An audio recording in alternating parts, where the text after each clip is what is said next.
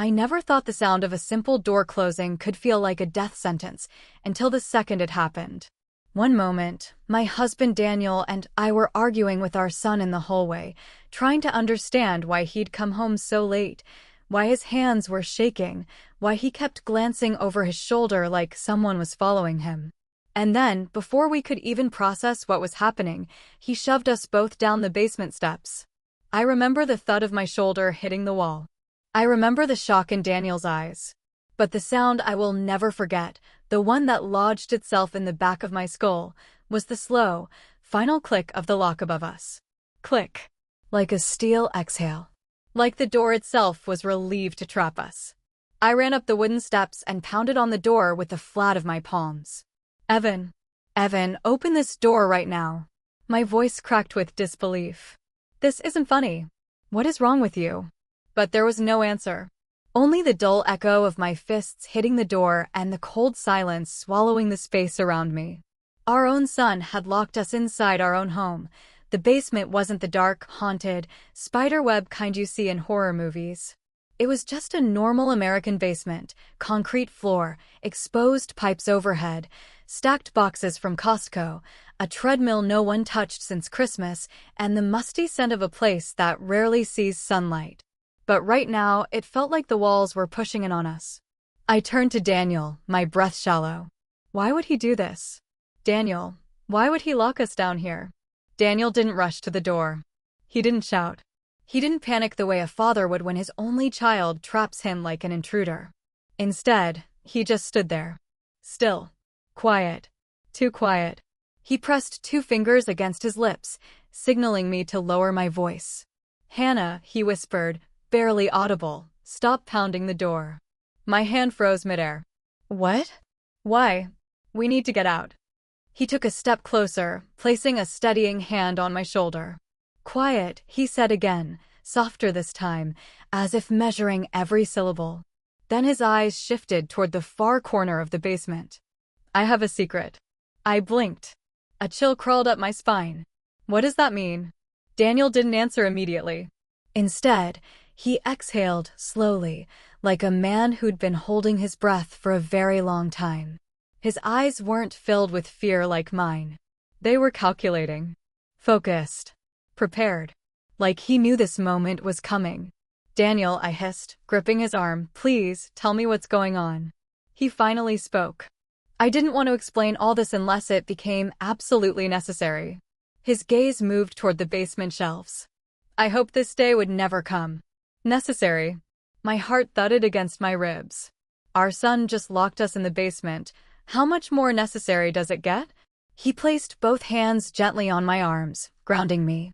Hannah, I need you to trust me right now. Can you do that? I'm trying, I stammered. But our son, our baby, is upstairs, and he just... I know, he said, his voice cracking with something painful and unspoken. And that's why you need to stay quiet. Because the situation is worse than you think. His words froze me. Worse than I think? I stepped back, shaking my head. Daniel, he's our son. He wouldn't hurt us. Daniel didn't answer, not with words. But the look in his eyes said everything. It was fear. Not for himself. Not even for me. But fear of our son. The realization hit me so hard my knees nearly buckled. What do you know? I whispered. What have you been keeping from me? For the first time, Daniel looked away. More than I ever wanted to. Before I could process that, a thud echoed from upstairs. Heavy footsteps. Evan's footsteps. The kind that made the house tremble. He walked across the kitchen floor, pacing, muttering something under his breath. Daniel squeezed my hand. We can't let him know we're talking. Keep your voice low. We don't know what state of mind he's in. I swallowed hard, my throat tight. Daniel, what if he's dangerous? Daniel hesitated only for a second, but it was enough. He already knew the answer. Daniel didn't move toward the door. He didn't shout for Evan. He didn't even look panicked. Instead, he walked across the basement with a strange sense of purpose, like a man retracing steps he had rehearsed in his mind for years. It made my stomach twist. This wasn't a spontaneous reaction. This wasn't improvisation. Daniel had expected something. and that terrified me more than anything else. He strode past the old water heater, past the storage shelves full of holiday decorations, and stopped at the far side of the basement, the part one rarely paid attention to. It was darker there, shadowed by the furnace pipes and the beam that ran across the ceiling. I had always assumed there was nothing but concrete wall behind the stacked paint cans and dusty tools. But Daniel knew exactly where he was going. "Hannah," he murmured without turning around, "come here. I need to show you something." His voice was steady, but his shoulders were tight, pulled back, tense. My mind raced with questions as I followed him slowly. "Daniel, please," I whispered. "You're scaring me. What are you doing? What are you not telling me?" He didn't answer until I was standing right beside him. Then, he crouched down and brushed aside a stack of old boxes, ones I thought were filled with Christmas lights or winter coats. Behind them, buried in a layer of dust, was a narrow panel cut into the drywall. If you weren't looking for it, you'd never see it. Daniel pressed his thumb against a faint indentation in the corner of the panel. To my shock, the panel clicked and loosened. I froze. "Daniel, what is that?" He didn't look at me. He gently pulled the panel away, revealing a hidden compartment carved into the wall. Inside, perfectly arranged, were a thick envelope of cash, several folded documents, a notebook filled with numbers, 2 old-fashioned keys, and a small black flash drive sealed inside a plastic bag. Heat surged through my chest. A mix of confusion, betrayal, fear, anger. I backed up a step. "Daniel, what is all this? Why do you have money and documents hidden behind a wall? Why didn't I know about this?" He finally looked at me, and for the first time that night, there was real pain in his eyes. "Hannah, because I hoped you'd never have to. That is not an answer." My voice trembled. "What is this, Daniel? What have you been hiding? Our son just locked us in a basement. Does this have something to do with him?" Daniel reached inside the compartment and grabbed the flash drive, holding it between his fingers like it was made of glass. "Everything has something to do with him." I felt my heart drop into my stomach. He motioned for me to sit. "Please." But my legs were already weak, so I sank onto an old storage bin, still staring at him like he was a stranger. Daniel sat on a crate across from me. "Hannah," he began quietly, "I didn't hide this from you to keep secrets. I hid it because I wanted to fix things before they turned into this." He gestured at the locked door. But his voice carried something else, a deep, bone-deep guilt. "What things?" I demanded. "Please explain. I deserve the truth right now." Daniel rubbed his face with both hands, like he was carrying years of weight. "About 4 months ago," he said, "I started noticing changes in Evan. Strange deposits moving in and out of his bank account. Money that didn't make sense for a kid his age, even a college student. Thousands. Sometimes tens of thousands." My breath hitched. "Tens of thousands? Daniel, why didn't you tell me?" I wanted to believe it was nothing, that he was just being reckless or stupid. But the numbers, they didn't add up. They looked familiar. He tapped the flash drive with his thumb. "Too familiar." "What do you mean?" Daniel leaned forward. "Because they looked like the kind of transfers I used to investigate." A chill crawled through my entire body. "What transfers?" "Fraudulent ones. Money laundering. Payments from accounts that shouldn't exist." I stared at him, stunned. "Daniel, how would you know what that looks like?" He looked down for a long moment. "Hannah, I haven't told you everything about my life before you. Before Evan." I felt dizzy. "Daniel, what are you saying?" He inhaled. Slow. Heavy. "Before I became an accountant, I worked in financial investigations. High-level financial crimes. I tracked illegal transactions, exposed fraud rings, worked with law enforcement. That was my life." My jaw dropped. "You told me you worked in corporate finance." "I did," he said softly. "Later. After I left that world. But you never said." "Because I didn't want that life in our home. I didn't want it around you. Around Evan." My breathing grew uneven. I felt like the floor was tilting beneath me. "Daniel, are you saying Evan got involved in something illegal, and you knew?" He swallowed hard. "I suspected. And I tried to follow the trail quietly, hoping it was nothing. But every week, the numbers got bigger. Transfers from new accounts. Meeting locations I recognized, the kind criminals use to pass information or cash. My stomach twisted. And you didn't tell me? I didn't want to believe our son would willingly put himself in danger. I kept hoping I was wrong. His voice broke. For a moment, I saw the man I married, the man who loved his son more than anything. The man who didn't want to see the truth even when it was staring him in the face. What's on the flash drive? I asked. My breathing grew uneven. I felt like the floor was tilting beneath me. Daniel, are you saying Evan got involved in something illegal, and you knew? He swallowed hard. I suspected. And I tried to follow the trail quietly, hoping it was nothing. But every week, the numbers got bigger. Transfers from new accounts. Meeting locations I recognized, the kind criminals use to pass information or cash. My stomach twisted. And you didn't tell me? I didn't want to believe our son would willingly put himself in danger. I kept hoping I was wrong. His voice broke. For a moment, I saw the man I married, the man who loved his son more than anything. The man who didn't want to see the truth even when it was staring him in the face. What's on the flash drive? I asked. Proof, he whispered. Every suspicious transaction Evan has made in the last 3 months. Every payment. Every coded transfer. Every contact. I stared at the small device. It looked harmless. Ordinary. Something you'd find at Best Buy for $5. But Daniel held it like it was radioactive. And Evan, I whispered. Does he know you have this? Daniel exhaled. Yes. The air left my lungs. How? How does he know? Last night, Daniel said softly, he came into my office when he thought I was asleep. He tried to access my computer. I confronted him. He freaked out. He kept asking me what I knew. If I told anyone. My eyes widened. Daniel, and you didn't tell me this last night?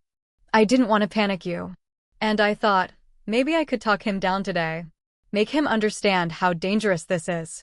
He stood and paced, running a hand through his hair. But when he locked us down here, Daniel whispered, that told me everything. I hugged my arms around myself. What? Daniel turned to me. That Evan believes we know too much. And he doesn't know what to do with that. A tear finally escaped my eye, hot, sharp, heavy. Are you saying our son is dangerous? Daniel didn't answer. Not with words. But the look in his eyes. That was answer enough. The basement felt colder after Daniel finished talking, as if the truth itself had dropped the temperature. It was the kind of cold that crawled under your skin, not because of concrete walls or drafty vents, but because you suddenly realized you didn't know your own family anymore. Daniel tucked the flash drive back into his pocket and motioned for me to stay quiet. He hadn't raised his voice once. Meanwhile, I could barely breathe. Above us, the floorboards creaked. At first it was just movement, the normal weight shift of someone walking from one part of the house to another. But then the steps grew slower. Heavier. Purposeful. Evan was pacing. Right above us. Daniel lifted a finger to his lips again, reminding me to stay silent. But my heart was pounding so loudly I was terrified Evan could hear it through the floor. Then, faintly, his voice drifted down through the vents. He was on the phone. I said I have it under control, Evan hissed, sounding nothing like the boy who used to spend hours building Legos on the same basement floor. His tone was colder, edged with fear and anger. No, I told you, they're not going anywhere. Daniel closed his eyes. I grabbed his arm in panic. He's talking about us, I whispered. Should, Daniel breathed, leaning closer to the vent. We both listened. No, I don't care what they know right now, Evan snapped. They can't get to anything. They won't get out. Every word punched me in the stomach. Our son. Our own son. Talking about us like we were obstacles. Problems to contain. My throat tightened painfully. Daniel, what is going on? Who is he talking to? Daniel didn't answer. He was completely focused, analyzing each tone, each pause, each syllable. The investigator side of him, the side he'd hidden from us, was now fully awake. Above us, Evan's footsteps moved from the kitchen to the hallway, then across the living room.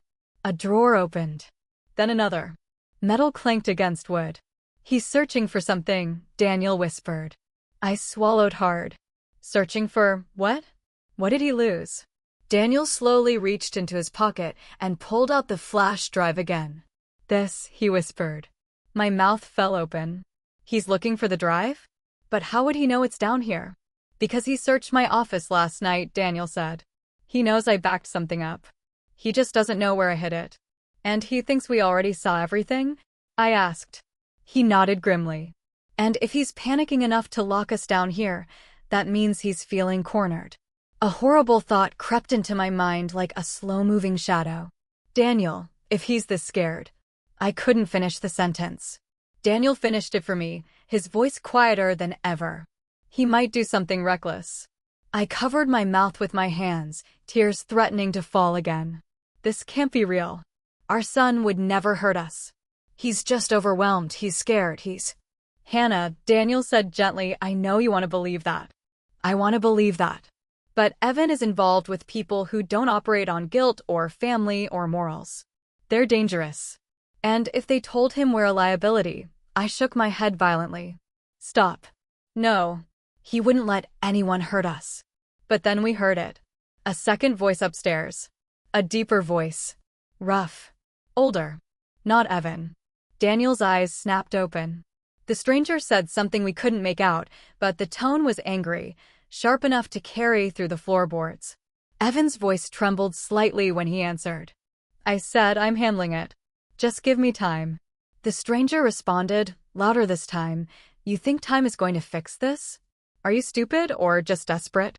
I flinched at the violence in the man's voice. Daniel put his arm around me protectively. This isn't good. Who is that? I whispered. One of the people he owes money to, Daniel guessed. Or someone higher up. Someone who wants to make sure he doesn't get caught. The footsteps grew more frantic. Drawers slammed open and shut. Something shattered, a glass or a mug, followed by a hiss of frustration. Then the stranger again. You told me you had everything. Where's the evidence?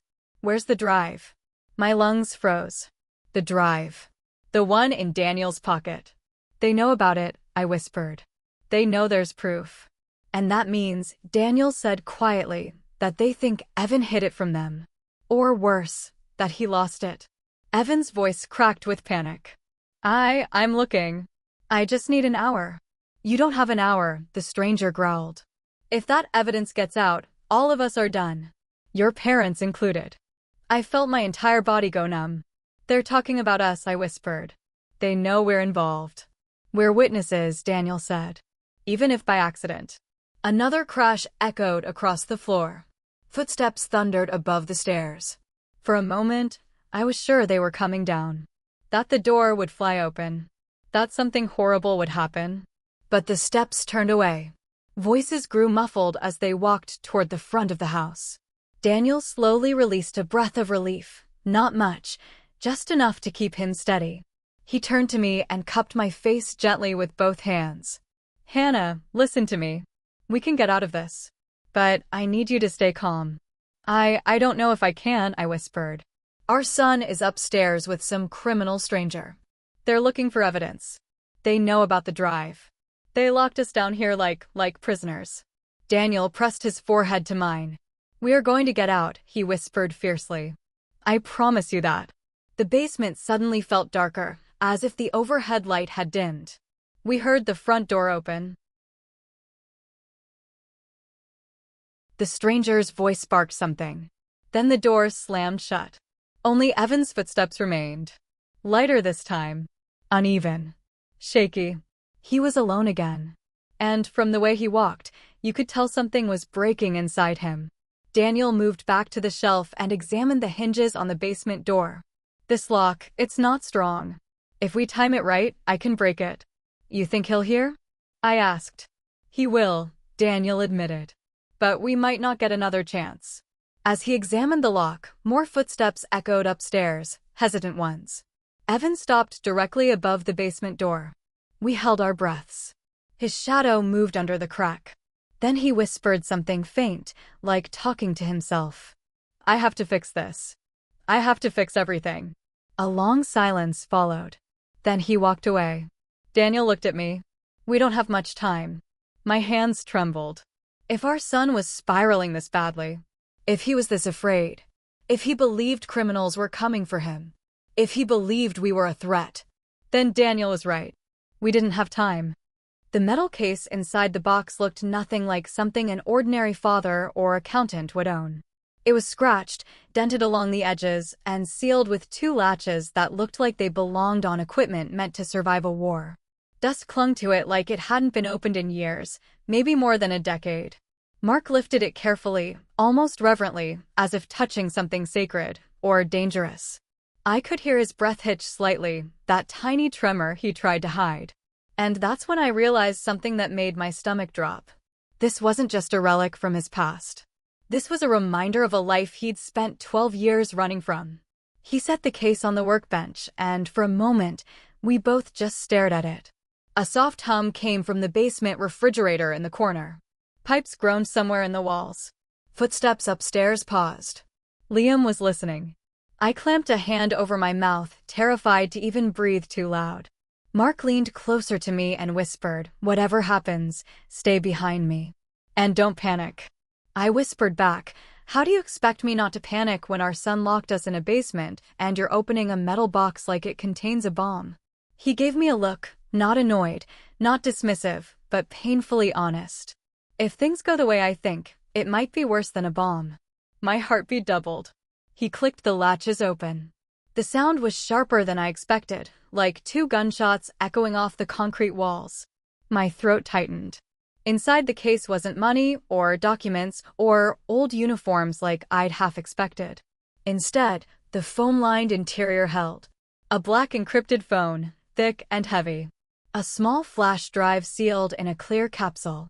A folded fabric patch with a symbol I didn't recognize. A thin stack of photos. And a notebook, leather, worn, pages bulging. Mark lifted the notebook first. His hand shook. I had seen my husband nervous before, during Liam's birth, when he lost his job for 3 months, when his sister had surgery. But I had never seen his hands shake like this. He opened to the first page. My breath caught. The page was filled with names. Dozens of them. Some crossed out. Some underlined. Some starred. "Mark," I whispered. "What is this?" His voice cracked when he answered. "These are the people my team tried to protect. The ones who were targeted." I swallowed hard. Targeted by who? He looked up at me with eyes that seemed older than I had ever seen them. The organization I used to work for was called Dagger Unit. The public didn't know they existed. Even most government agencies didn't know. Their job was simple: control dangerous information and eliminate anyone who threatened to expose it. Eliminate. I choked out. "Yes," he said quietly. "Permanently." A shiver ran down my spine. "But I wasn't part of the killing side," he continued. "I worked extraction, getting people out when they were targeted. That list." He tapped the notebook. "Those are the people I helped disappear." The room felt colder now. The basement lights seemed dimmer. "Mark, what does all this have to do with Liam locking us in the basement?" He exhaled. "Everything." I felt dizzy. "Explain." Mark pulled out the photographs. The top one nearly knocked the breath out of my lungs, our family. The 3 of us, smiling in front of a Christmas tree from at least 9 years ago. But written on the back, in block letters. Subject: Hawthorne family. Status: observe. Urgent tag: priority. My knees buckled. Why are we listed? Why does that say subject? Why priority? He placed a hand gently on my back, guiding me to sit on an overturned paint bucket. "I left Dagger Unit," he said softly, "but nobody truly leaves them. They track anyone who walks away, just in case they ever talk." I wasn't supposed to have a family, not one they didn't approve. When they learned about you, things shifted. I pressed a hand against my chest, trying to keep my heart from tearing through my ribs. "So we've been watched? All these years?" "Yes," he whispered. "On and off." "And Liam," my voice trembled. "How much does he know?" Mark hesitated. "More than he should. He found one of my old notebooks last year. He didn't say anything, but I noticed changes. He became more protective, more anxious, more on edge." I shook my head slowly. "So he locked us down here because he thinks someone's coming for us?" Mark nodded. "Yes. And he's not wrong." The words hit me like ice. Someone from Dagger Unit is after us?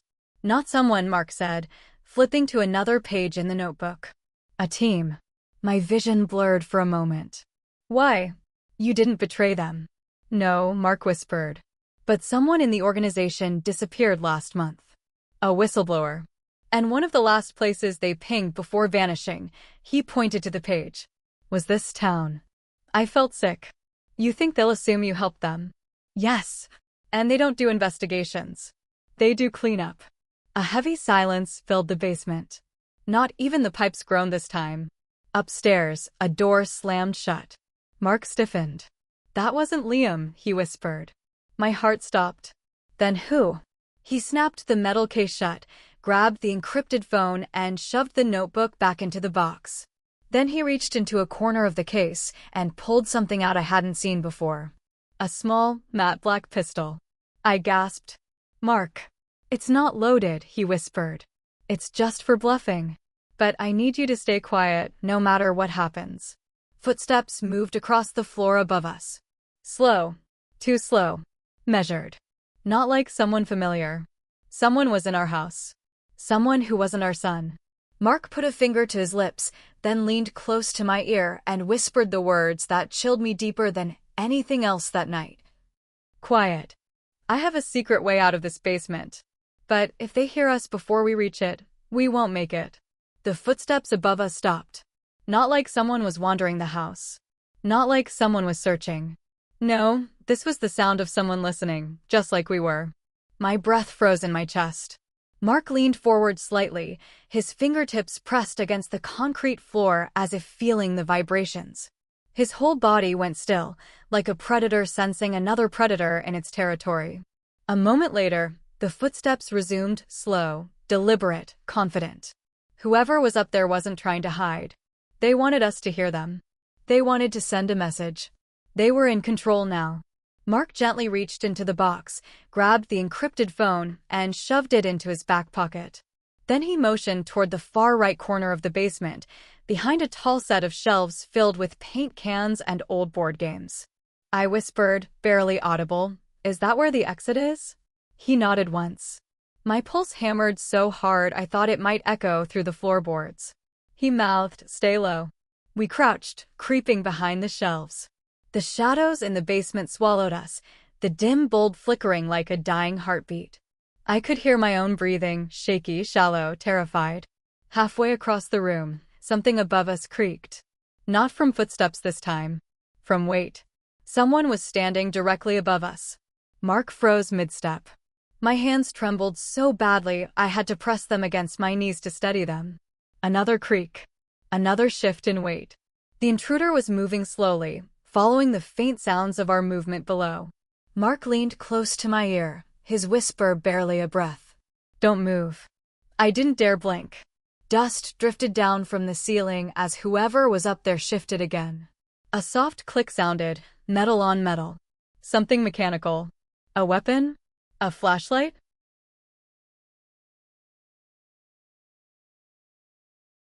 Or worse, some surveillance device they were about to lower into the basement?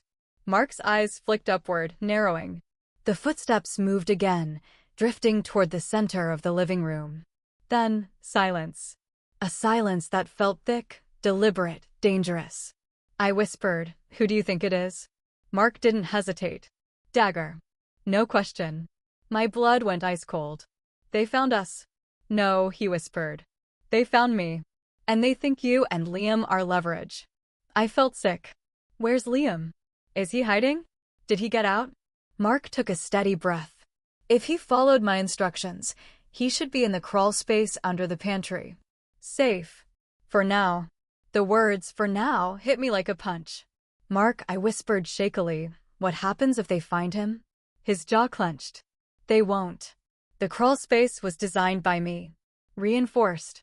Soundproofed. Hidden. The way he said "designed" sent a chill through me. "What exactly did you prepare us for?" I breathed. He looked at me with eyes full of regret and something I hadn't seen until now, fear of himself. "For this," he said. I knew it was only a matter of time.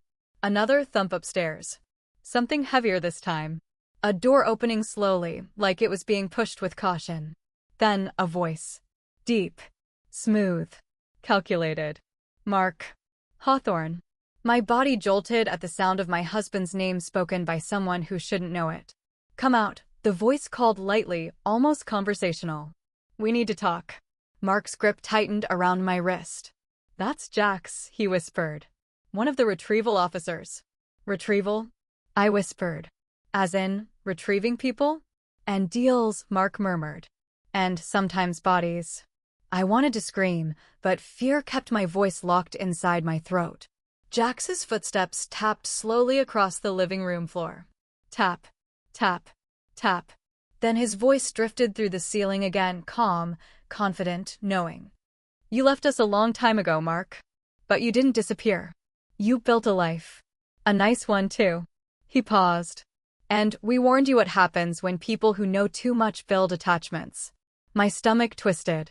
Jax wasn't just here to take Mark. He was here to destroy everything Mark loved, because that was Dagger's way of keeping secrets. Mark whispered, we don't have much time. He moved again, gently pulling me toward the corner behind the shelves. But before we reached it, a sudden metallic clang echoed from the far end of the basement. My breath caught. Mark snapped his head toward the sound, eyes sharp. That wasn't upstairs, he whispered. That came from down here. A second clang. Then another. A cold realization hit me. The basement window. Someone was trying to remove the grate from the outside. Jax wasn't alone.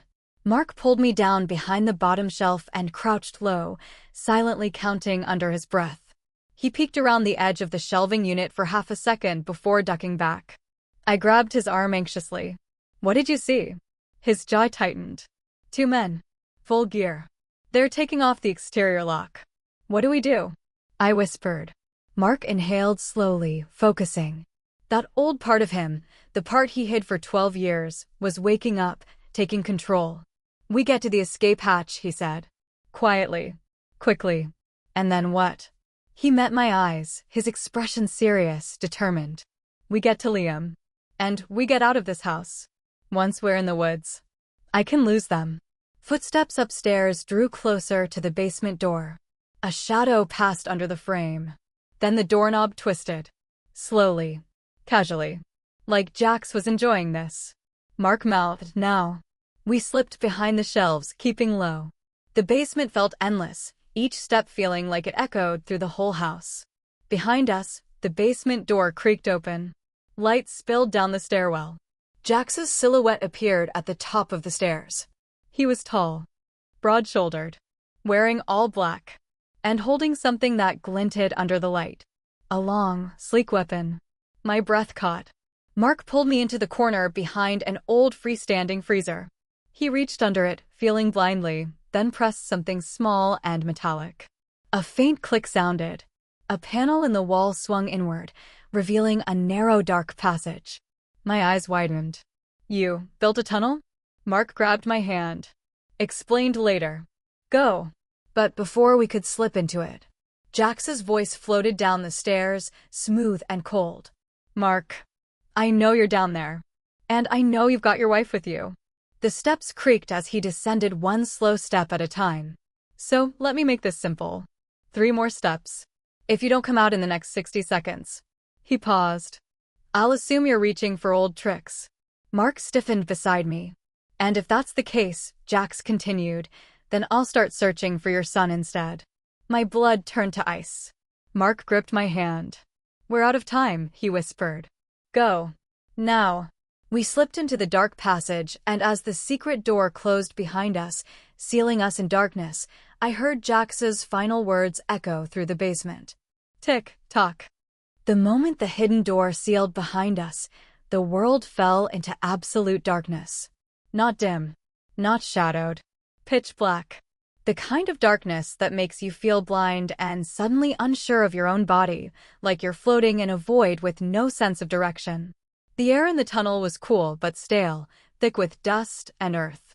I could smell old wood, damp soil, and something else, metal, faint but sharp, like the scent of a buried tool chest. My hand clung to Mark so tightly my fingers ached. I didn't care. The blackness made my fear spiral in every direction at once. Behind the door we'd just slipped through, I heard a faint noise, Jax's boots hitting the basement floor. Then his voice, colder than before. "Mark, you shouldn't have done that." I held my breath. Mark squeezed my hand, guiding me forward silently. The tunnel was narrow. I had to turn my shoulders slightly to keep from brushing the walls. The ceiling was low enough that Mark had to hunch, his back brushing the rough wooden beams supporting the passage. Each creak of the wood sent my nerves into overdrive. I whispered, "How long is this tunnel?" Mark whispered back, barely audible, 50 feet. "It comes out behind the shed." "Did you build all of this yourself?" The faintest hint of guilt flickered across his voice. "Not exactly. I modified something that was already here." "What does that mean?" "It means that this house came with secrets long before we bought it." I stared into the darkness, stunned. "Why didn't you tell me?" "I didn't want you to be afraid." "Well," I whispered harshly, "that didn't work out." He didn't respond, but his hand tightened around mine. Ahead of us, the tunnel took a slight downward slope. Mark guided my foot carefully so I wouldn't trip.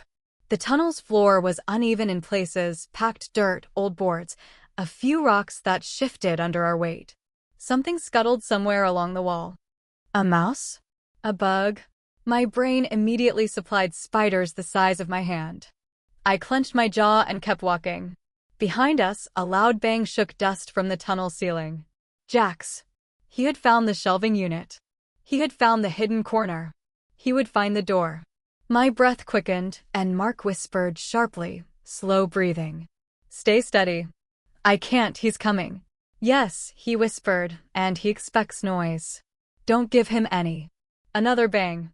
Louder. Something metallic being pried. Jax had tools. They were breaking into the hidden exit. My heartbeat turned into a hammer inside my skull. "Mark, he's going to get in." "I know," Mark said calmly. Too calmly. "But he won't catch us in here." "How can you be sure?" "Because the tunnel narrows halfway. Only one person at a time can fit through the choke point, and I reinforced the frame with steel. He'll have to cut it." "Cut it? With what?" "Laser wire." "Laser wire?" "Yes. And it takes time." "Oh God. The time we need." My chest rose and fell fast. Dust stung my nose. My eyes burned even though I couldn't see anything. Mark guided us forward again. "Just keep moving." We reached the choke point, a tight section of the tunnel no bigger than a coffin turned upright. Mark squeezed through sideways, pulling me gently behind him. Right as we cleared it, the sound we dreaded echoed from behind. A deafening crack. Wood splintering. A hinge tearing free. Jax had broken through the hidden entrance. I gasped, stumbling forward, and Mark steadied me. "Go." "Almost there." My legs trembled as I hurried behind him. The tunnel widened just enough for us to move faster. My fingers brushed the wall occasionally, cold dirt and rock that crumbled under my touch. Then I heard something that turned my stomach inside out. Footsteps entering the tunnel. Slow. Heavy. Purposeful. Jax was inside. "Found your little tunnel," he called, his voice echoing down the narrow passage. "Didn't think you still remembered that old escape route, Mark. You always were resourceful." Mark whispered urgently, "He's bluffing. He can't reach us fast." But Jax's voice, it didn't sound strained. It didn't sound puzzled or slowed. He sounded confident. Too confident.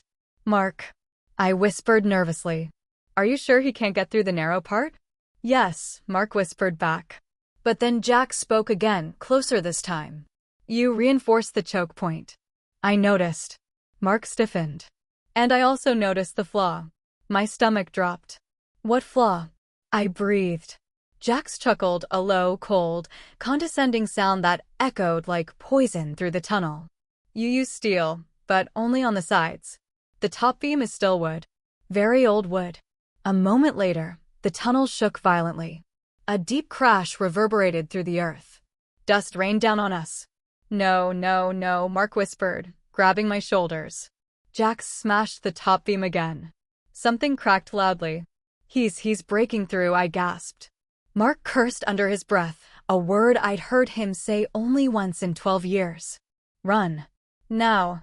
We started running. As fast as the narrow tunnel allowed. Our shoes scraped against dirt. My breathing turned ragged. Mark kept glancing back, even though he could barely see. Another crash. Another crack. Wood splintered. Then, a narrow burst of light cut through the darkness behind us. He had broken through the choke point. Jax was now crawling after us. I screamed. Mark clamped his hand over my mouth instantly, pulling me against him. Quiet. But then we heard it, Jax's voice, low and pleased. Oh good. You're not far. Mark pulled me ahead. Go. We're almost there. The tunnel sloped upward now. The air smelled different, fresher. Cooler. Like trees and night air. We reached the end, a wooden hatch above us. Mark reached up, pushed. Nothing. It didn't move. My breath hitched. Mark, it's stuck. He pushed again, harder. Still nothing. No, no, no, no, Mark whispered. It shouldn't be stuck. It shouldn't. Behind us, crawling sounds grew louder. Jax was close. Too close. Mark slammed both hands against the hatch, grunting with effort. The wood groaned but didn't budge. I felt tears spill down my cheeks. Mark, please. He hit the hatch again. And again. Finally. A crack. A shift. The hatch lifted an inch.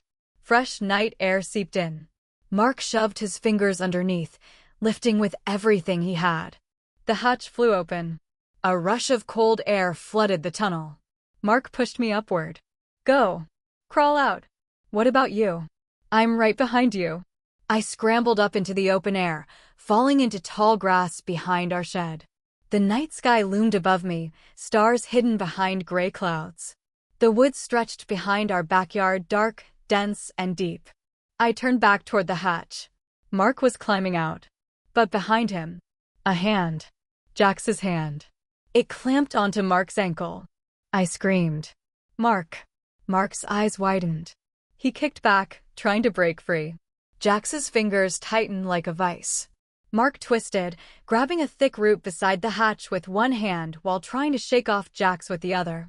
His face contorted with effort. Run. Mark shouted. Go find Liam. I'm not leaving you. Go. Jax yanked hard. Mark's body jolted. His grip slipped on the root. I lunged forward instinctively. But Jax's voice rose from the tunnel, calm and icy. If you take another step, I pull him down. I froze, trembling violently. Mark looked up at me, his face strained, breath ragged, but his voice still steady.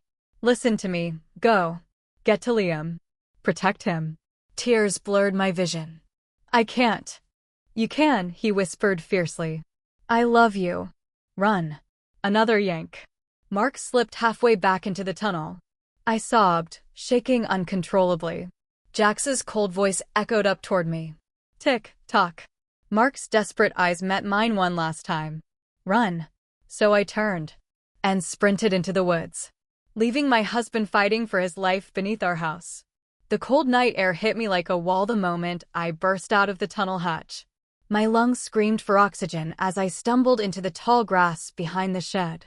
Branches whipped my face, tearing at my skin and hair, but I didn't care. I ran. I ran on sheer terror, the sound of my own ragged breathing mixing with the pounding of my heart. Every instinct screamed at me to keep moving, to put as much distance as possible between me and the basement. But my mind kept flashing back to Mark, half out of the tunnel, Jax gripping his ankle. The image burned into my vision, making me stumble over roots and rocks. I cursed under my breath, muffling a sob. I can't leave him, I whispered through gritted teeth. But then another thought hit me. Liam. My son.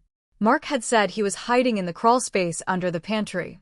He was alone, and now, with Jax after us, Liam was vulnerable too. I forced myself to keep running toward the side of the house where the pantry was located. The backyard was dense with shadows. Moonlight peeked through clouds, but the trees were thick and the darkness swallowed me whole. Every snapping twig and rustling leaf made my pulse spike. I reached the back porch and crouched low, trying to make myself as small as possible. The screen door was slightly ajar. Mark must have left it for me. Inside, the kitchen smelled faintly of burned coffee, a trace of Liam's hurried escape, and something metallic. I held my breath. The pantry door loomed ahead, the faintest creak of hinges audible even in the tension-soaked silence. I approached slowly, sliding my hand along the wall for support. The floorboards groaned under my weight.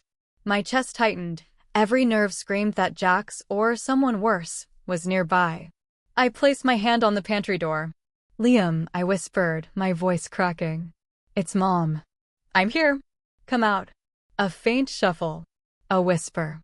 "Mom?" Relief and terror collided in my chest. "Yes, honey. Come on. Quickly." The crawl space under the pantry was narrow, barely wide enough for a teenager to squeeze through. Liam had managed to wedge himself inside, hidden behind some old boxes and stored kitchen supplies. His eyes were wide with fear, and he looked pale, almost ghostly under the dim light seeping from the pantry. "Mom, I heard him," Liam stammered. "He's downstairs. He's coming. He's going to get Dad." I swallowed hard, my own fear coiling in my stomach. "I know, Liam. I know. But we have to get out. Quietly. Carefully. Mark is trying to hold him off, but we have to move fast." Liam nodded, trembling. He followed me as I squeezed into the narrow crawl space. It smelled of dust and aged wood, but it was the only safe path we had. We crawled silently, the confined space forcing us to move inch by inch. My hands scraped against rough boards and old wiring, but I didn't care. Every sound above us, every creak of the house, made me flinch. Halfway through the crawl space, Liam's whisper broke the tense silence. "Mom, why did Dad build this? I mean, how did he even know we'd need it?" I bit my lip, trying to keep my voice calm. "Mark has skills, honey. Things he's never told us about. He built this for emergencies.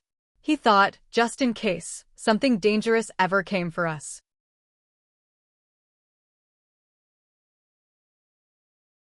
"Something like tonight?" Liam asked, his voice trembling. "Yes," I said softly. "Exactly like tonight. But we're going to be okay. We just have to stay quiet and keep moving."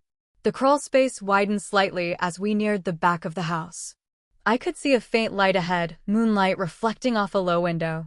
That was our exit, our chance. My heart leaped, but the relief was fragile. Because above us, I heard it. A floorboard creak. A deliberate step.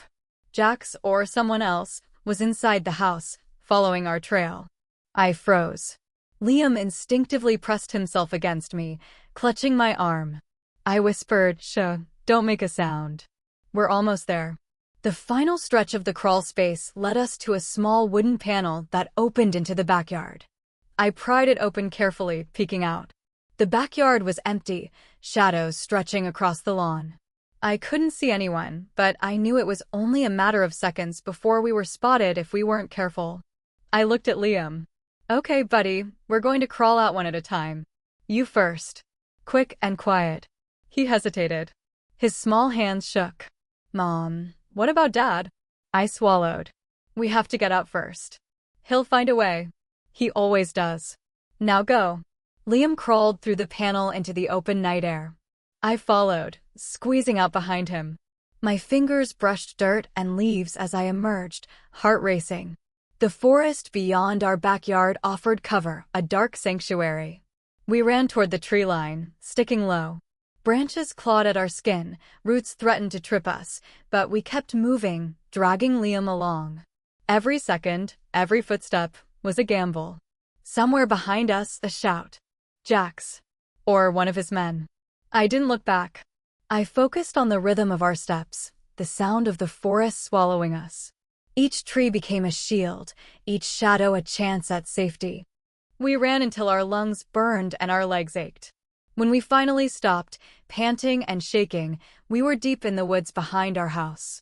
The distant glow of the house barely visible through the trees. Liam sank to the ground, tears streaking his face. "Mom." "Dad." I held him tight. "I know, honey. I know. We're safe for now. But we have to find your dad. And we have to stay ahead of them. They won't stop." I looked toward the direction of the house, the darkness pressing in like a living thing. Mark was still in there, still fighting.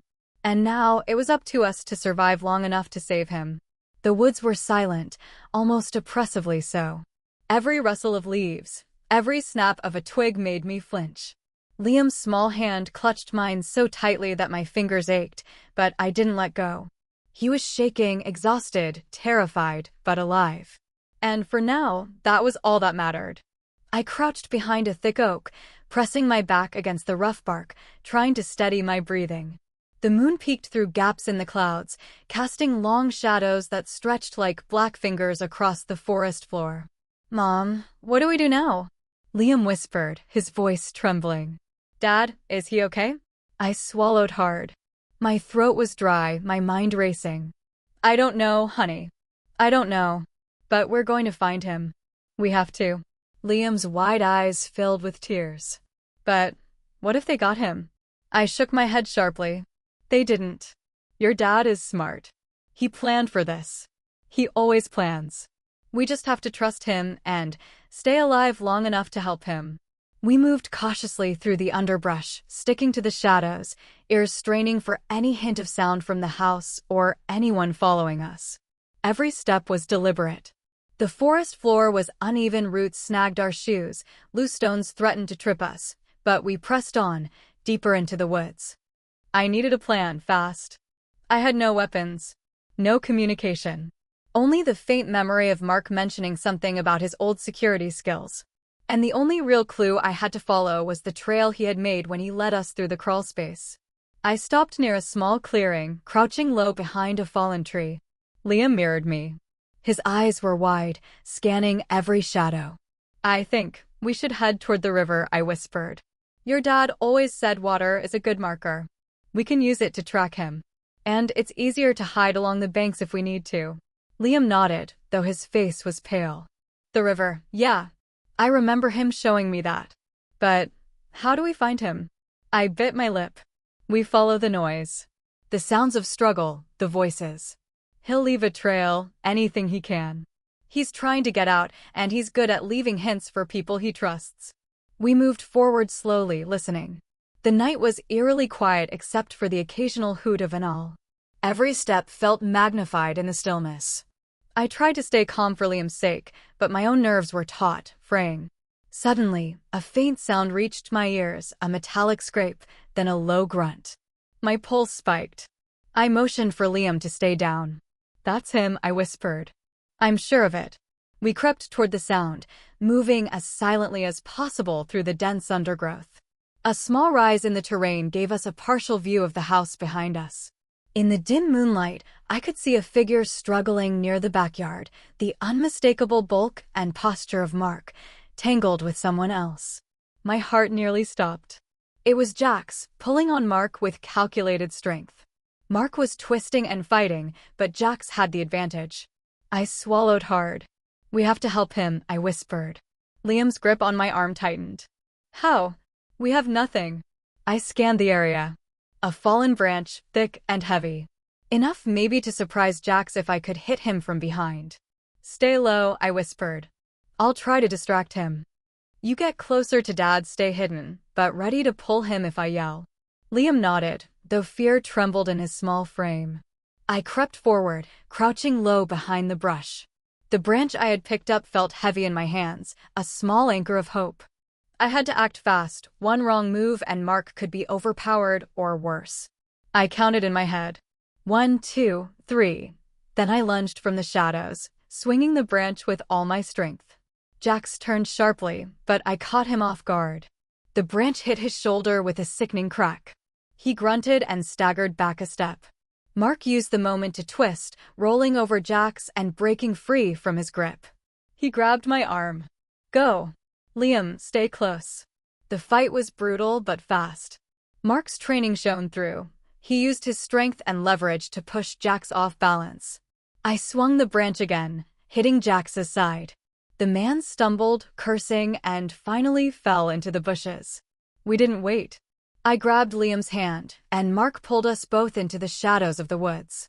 Our breaths came in harsh, uneven gasps. Mark's face was smeared with dirt and sweat, his eyes sharp and alive despite the struggle. "You two okay?" he asked, voice low but controlled. I nodded. "Yes, but he's still out there. What if more come?" Mark's jaw tightened. "Then we keep moving. I'll lead. You follow." We need cover and distance. We can't let them find us again. We ran through the woods, deeper and deeper, following the faint glimmer of moonlight reflecting on the river ahead. The sound of water grew louder, the promise of a natural barrier giving us hope. Finally, after what felt like hours but was probably only 20 minutes, we reached the riverbank. The water moved swiftly, dark and churning under the moonlight. Mark crouched low, scanning the bank. "This is good," he whispered. "We can hide along the brush here. It'll mask our trail, and they won't see us coming from the house side." I sank to the ground, relief flooding me for the first time. Liam collapsed beside me, shivering and exhausted. Mark took a deep breath. "We've bought ourselves some time," he said. "But we're not safe yet. They'll be back, and next time, they won't make mistakes." I looked at him, fear and determination mingling in my chest. "Then we have to be ready. We can't let them take you or us again." Mark nodded, gripping my shoulder. "We find a way to end this tonight. No more running. No more hiding. We fight smart, we fight together." The river murmured beside us, a soft, constant sound in the dark night. Somewhere upstream, the moonlight reflected on the water's surface, showing a path forward. And for the first time in hours, I felt a flicker of hope. We were alive. And now it was time to bring Mark's secret plan to life.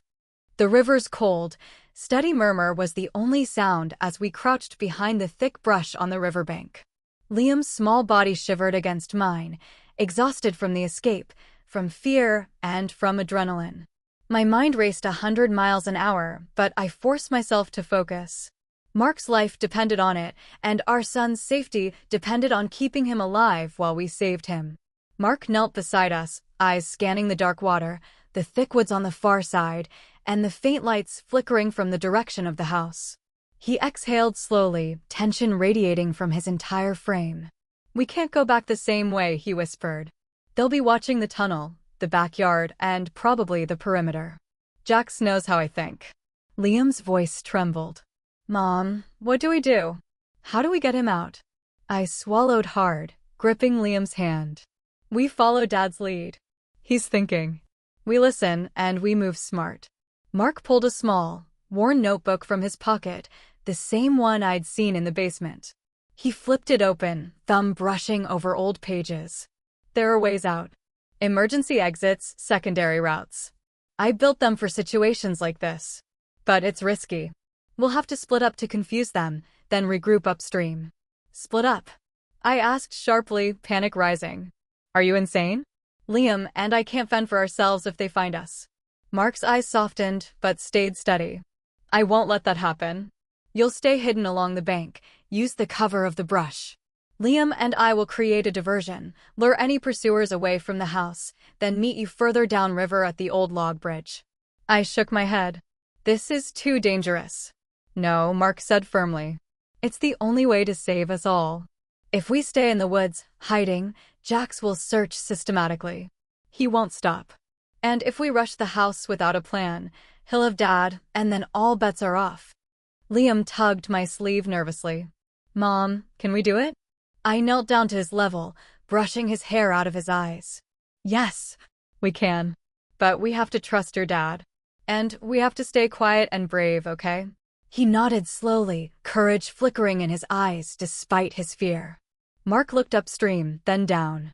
"We move in 10 minutes. That's all the time we have before they regroup and start tracking noise. Any misstep, and they'll find us." I glanced at the house through the dense trees. Lights were faint now, probably flickering from someone searching, maybe Jax or other men he had called in. My stomach twisted. Every second Mark spent at the house alone made my chest tighten. We moved as silently as shadows through the brush, keeping low and close to the riverbank. Mark led, and Liam clung to my side. We watched the water ripple, listening for any signs of movement from the house.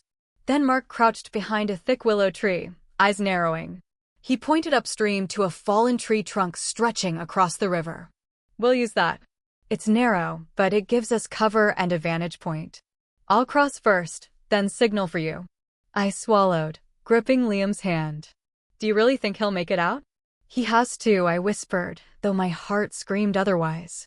Mark slipped onto the log, testing its balance silently. The wood groaned under his weight, but held. He moved slowly, carefully, every step precise. Liam and I crouched behind the willow, barely breathing, watching him inch across. Halfway across, the water beneath the log reflected a shadow moving swiftly, too deliberate to be an animal. Jax. Mark froze. I held my breath. Liam whimpered. Jax's voice floated over the river, calm, taunting. Mark. I knew you'd try something like this. But you forgot one thing, the river doesn't hide you from me. Mark's grip tightened on the log. He whispered low, almost to himself, I have one chance. Then he jumped. Into the water. The splash was small but enough to ripple outward. He surfaced immediately, swimming strong toward the far bank, the current helping mask his movement. Jax cursed, pulling a flashlight out. There. Move faster. I grabbed Liam and pulled him forward. It's our turn. Quiet, quick, behind me. We crossed over the fallen trunk carefully, inch by inch, Liam gripping my hand so tightly his knuckles went white. Every creak of the log, every ripple in the water, sounded amplified in the quiet night. Halfway across, a twig snapped. Jax shouted from the riverbank. I see you. I froze. Liam started to cry. I whispered fiercely, keep moving. Don't look back. We crawled and scrambled, finally reaching the far bank. Mark was already there, pulling himself out of the water. He looked wet, exhausted, but alive. Quick, he whispered. Up into the trees. We stay low. We move silently. They'll be watching the river next. We ran, staying close to the thick underbrush. Branches clawed at our faces, roots tripped us, but Mark guided us every step. Finally, after what felt like hours but was probably 20 minutes, we reached a clearing with the faint silhouette of the old log bridge in the moonlight, the rendezvous point. Mark knelt beside Liam, brushing leaves and dirt off him. You did well, kid. Mom, you too. But this isn't over. I looked at him, soaked, bruised, but resolute. We need a plan to end this, tonight. No more running. Mark nodded, his jaw tight. We're going to the house. Jax won't expect us to come back this way. We have one shot, get in, get what we need, and leave. Quiet, fast, precise. Liam looked at us, fear and hope mixing in his young eyes. Are we really going to save Dad? I smiled through my exhaustion. Yes, honey. Together, we're going to save him. Mark's eyes met mine. We do this smart. We do this together. And we end this nightmare once and for all. The river whispered beside us, carrying our resolve. Tonight, we would fight. Tonight, we would reclaim our lives. The old log bridge creaked beneath our weight as we crouched low, shadows merging with the dense darkness of the trees. The river behind us murmured quietly, masking the faint sound of our movements. Every step toward the house was a gamble. Every snap of a twig, every rustle of leaves, could reveal us to Jax and his team. Mark paused at the edge of the clearing, scanning the forest with sharp, precise movements. His wet clothes clung to his frame, but his posture was taut, alive, a predator ready for the hunt. All right, he whispered, we go slow, we go silent. The house isn't fully secured anymore. Jax will be focused on tracking us upstream. That's our advantage. We move undercover, use the shadows, and stay low. Understood. Liam and I nodded, hearts hammering. We crept toward the house, sticking close to the thick underbrush lining the tree line. The house loomed ahead, familiar, yet now menacing. Shadows from the broken windows stretched like claws across the yard. The faint glow of interior lights suggested Jax or his men were still inside, searching, waiting. Mark led us to the side of the house. He knelt beside a loose panel near the basement entrance, the same spot where we had escaped. This way, he whispered. It's the secondary entry, I reinforced. Nobody will suspect it. But it's tight. Only one at a time. I glanced at Liam. Are you sure about this? Mark's jaw tightened. It's the only way to get him out. Stay calm. Stick close. And follow me. Liam squeezed my hand, trembling, but nodded. We entered the narrow passage Mark had built years ago for emergencies. The air inside smelled of damp earth and aged wood, just like the crawl space. Every inch we moved, I felt a creeping terror, this time, not of being caught, but of what we might find inside. the passage curved sharply. A faint light flickered ahead. Someone was inside the basement, but it wasn't Jax. My stomach clenched. Mark pressed a finger to his lips. Quiet. We crept closer. Then I saw him. Half hidden behind overturned furniture, battered but alive, Mark's body was tense, muscles taut. He had wrestled Jax off him before, but more than one shadow lurked near the basement exit. I recognized them, two men in dark tactical gear, likely Jax's reinforcements. Mom. Dad, Liam whispered. Mark's eyes met ours, and a flicker of relief passed across his face. You're here. Good. Now follow my lead. He pulled a small device from his pocket, a remote with a single red button. I didn't know what it did, but his hands were steady, sure. He pressed it. A faint hiss filled the room, followed by a soft click. Then the walls of the basement groaned. Panels shifted, revealing a hidden trapdoor Mark had installed years ago, another escape route. This is our way out, he whispered. Quickly. One at a time. Stay low, stay silent. We moved, Liam first, then me, then Mark. The trapdoor led into another narrow crawl space, even smaller than the last. Every inch was tight, but it was safe. We could hear the men in the basement shouting, searching, frustrated by the sudden disappearance of their target. We crawled forward for what felt like an eternity. The passage narrowed, then widened, and finally we reached another exit, a side door opening onto the backyard. Moonlight spilled in, casting long shadows across the grass. Mark glanced back. We're not safe yet. Jax knows we're in the woods. But if we split up, we can draw them off and meet at the rendezvous point near the old water tower. We'll need to move fast and stay out of the light. I nodded, gripping Liam's hand. What about the house? What about them? They'll regroup, Mark said grimly. But we've bought ourselves time. That's all we need. Time to make the next move. We sprinted across the yard, low to the ground, sticking to the shadows. The forest beyond promised cover. Behind us, the basement lights flickered as the intruders realized we had disappeared. Branches clawed at our faces, roots threatened to trip us, but we pressed on. Every rustle of leaves was a potential threat, every shadow a possible enemy. But we stayed low, fast, and precise. Finally, we reached a safe distance. Mark stopped, chest heaving, eyes scanning. We're clear for now, he whispered. But we can't stay here. Jax will track us. We need to disappear completely before they know our next move. Liam sank to the ground, exhausted, shaking and sobbing softly. Dad, they almost got you. Mark pulled him into a tight hug. I know, buddy.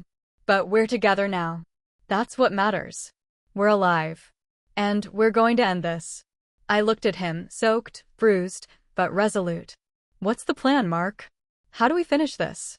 How do we make sure Jax and his team never come after us again? Mark's eyes burned with determination, a dangerous calm in the moonlight. We finish it smart. Tonight, we take back control. We go in, get the evidence, and dismantle their operation. No mistakes. We do it together, and we end this nightmare once and for all. The river whispered behind us, the forest held its breath, and for the first time in hours, a sense of purpose replaced fear. Tonight, we fight. Tonight, we reclaim our lives. The woods were dense, thick with shadows, every branch and leaf a potential threat. Mark led us cautiously, Liam clinging tightly to my side. The moonlight barely penetrated the canopy, casting long, jagged shadows across the forest floor. Every step felt like a gamble. Every rustle of leaves, every snapping twig could give us away. Mark paused, crouched low behind a fallen tree. We need to circle around to the north side, he whispered. It's less patrolled. They expect anyone coming from the backyard to move toward the river. That's why we have the advantage. I nodded, gripping Liam's hand so tightly my knuckles ached. How do we get inside without being seen? Mark glanced at the house in the distance. Faint lights flickered, shadows moving behind windows. Through the attic. I installed a small, reinforced trapdoor in the eaves. Nobody ever checks it. From there, we can move quietly into the rooms below. It's narrow, tight, but it's our best option. Liam's voice trembled. Mom. Dad, what if they see us? I knelt beside him, brushing dirt and leaves off his clothes. We're careful. We're smart. And we stay together.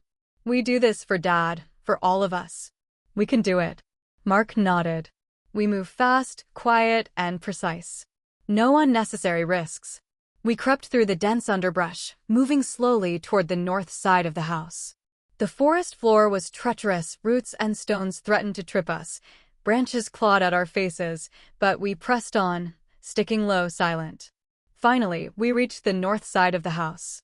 Mark crouched low and pointed. There. The trapdoor is just above the eaves. I reinforced the ledge so it can hold us, but be careful. I looked up. The trapdoor was small, barely noticeable, blending into the roofline. I can't believe you built this, I whispered. Mark's eyes were sharp. You hope you never have to use it. But now we do. He hoisted Liam up first. Careful, he whispered. Slow.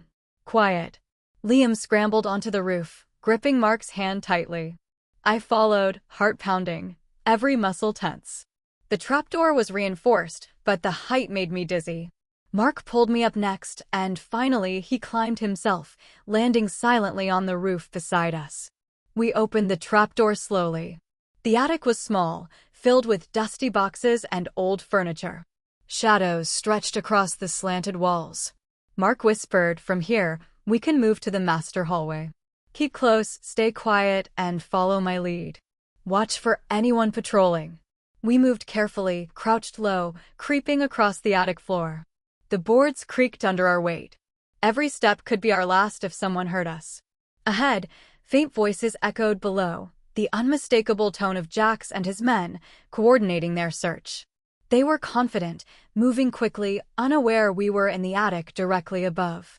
Mark pointed toward a small opening in the attic floor, a hatch leading down into the hallway. One at a time, he whispered. I go first. I know where the patrols are. He slipped through the hatch silently. I followed, Liam behind me. We landed in the hallway, crouched low in the shadows. The house smelled faintly of dust, damp wood, and the metallic tang of fear. Mark gestured toward the living room. Jax is focused on the basement. Most of his men are there. But 2 guards are upstairs, patrolling the corridor. We can take them out quietly and move toward the basement to secure evidence and make sure no one is left to follow us. We crept forward, every muscle tense. Mark's movements were precise, controlled.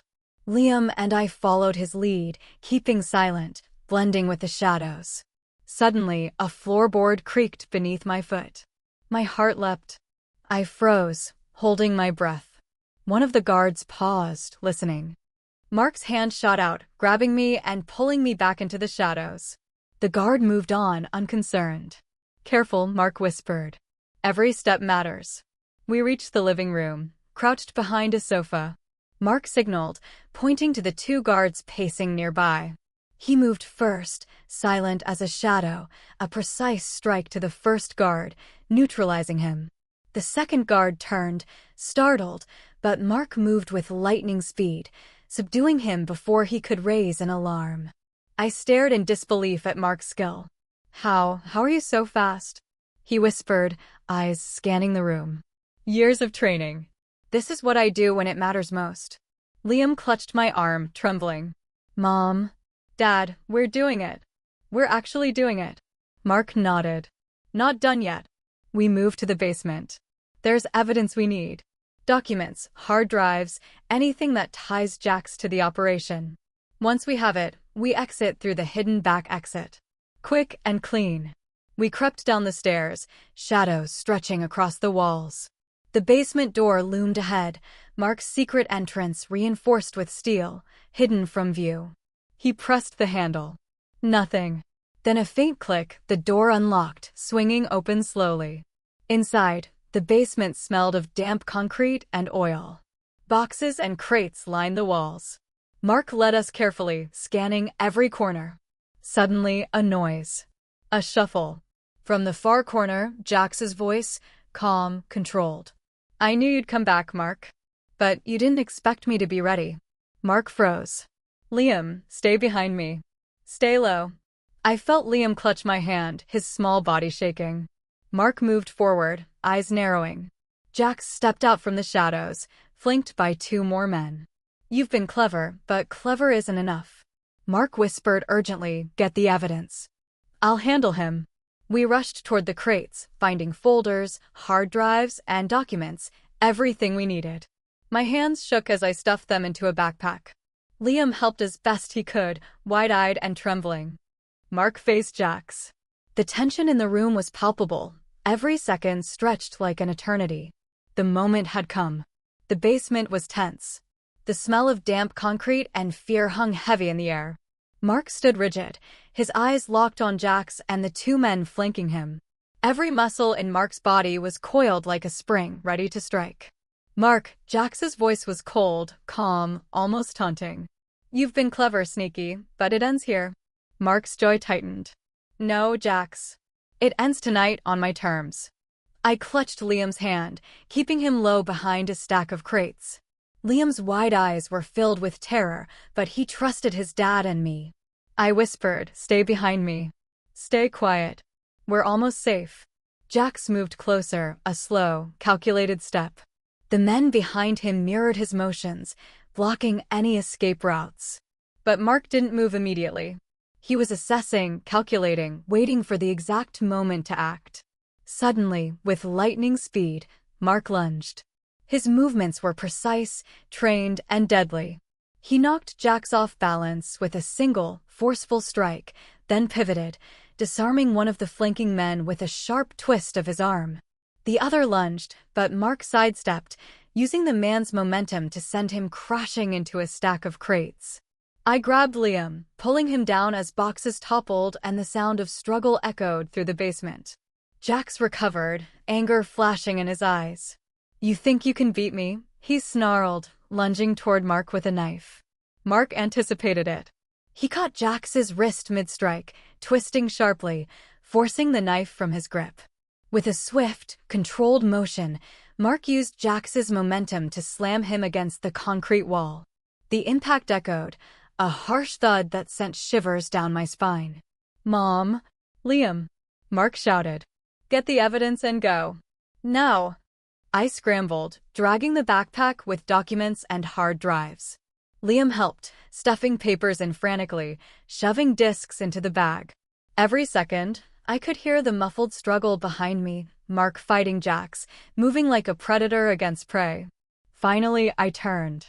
"Mom." "Dad," Liam whispered, eyes wide. "Move."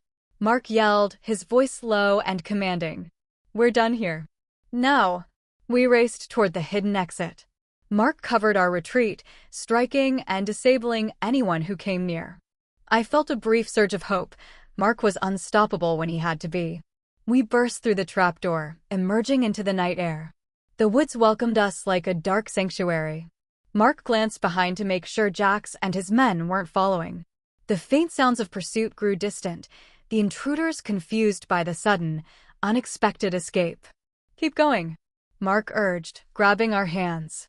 Liam and I ran with all our strength, hearts pounding, lungs burning. We reached the riverbank, the same river that had saved us before. Mark paused, scanning the area. "We need to cross. Quickly. It's our only way to disappear completely." The river was cold, fast, and dark, but it offered the cover we needed. Mark went first, testing the current, then helped Liam and me through. The water rushed past, icy and relentless, but it carried us downstream, masking our scent and movement from any trackers. Finally, we reached the far side, exhausted, soaked, but alive. Mark pulled us into the trees, hiding in the shadows as the night air washed over us. Liam collapsed against Mark, tears mixing with water and dirt. "Dad, we did it, we're safe." Mark held him tight. "Not completely safe yet, but we're closer than ever. We have the evidence now, and we have each other. That's what matters." I sank beside them, catching my breath. We actually did it. We survived." Mark nodded, eyes fierce yet calm. "Tonight, Jax and his operation are finished. With this evidence, the authorities will handle them. And we get to go home. Together." Liam looked at us, hope shining through his exhaustion. "Home, really?" "Yes," Mark said, his voice softening. "Home. and safe. From now on, we protect each other. Always. I leaned against Mark, holding Liam close. The forest around us was quiet, the danger receding. For the first time in what felt like forever, the weight of fear lifted slightly. We were bruised, battered, and scared, but alive. Mark looked at the dark horizon, determination still burning in his eyes. This isn't just survival anymore. This is our life back. And nothing will take it from us again.